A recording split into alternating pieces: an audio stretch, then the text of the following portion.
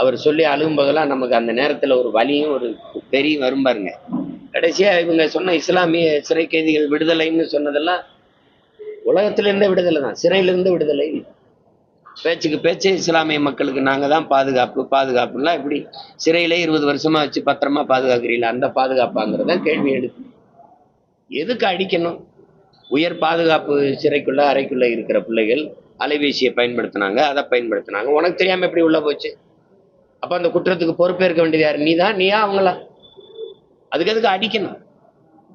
அடிச்சு துன்புறுத்தி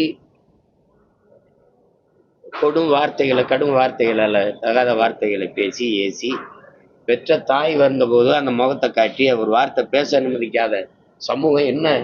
இது என்ன முற்போக்கு, என்ன சீர்திருத்தம், என்ன மானுட ஆட்சி, இது என்னது? இது இதெல்லாம் எங்க போய் சொல்றது? சொல்லு இது மாதிரி. இல்லை,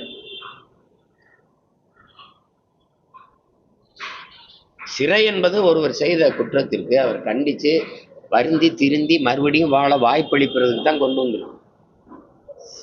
அண்ணல் காந்தியடிகளே சிறை என்பது ஒரு மனநல மருத்துவமனை தானே ஒளி, அது கொலைக்களம் அல்லங்கிறதான் அண்ணல் காந்தியடிகளின் கூற்றை. தண்டிக்கிறதுக்கல்ல, தண்டிச்சு திருத்தி இது பண்ணல. அது சிறைக்கிலே வச்சு கொல்றதுக்கல்ல, விசாரணைன்னு கூட்டிட்டு போய் அடிச்சு கொல்றது, சிறைக்கில வச்சு அடிச்சு இது பண்றது. இங்க வெளியில தெரியுதா? இங்க தெரியல, அவ்வளவுதான்.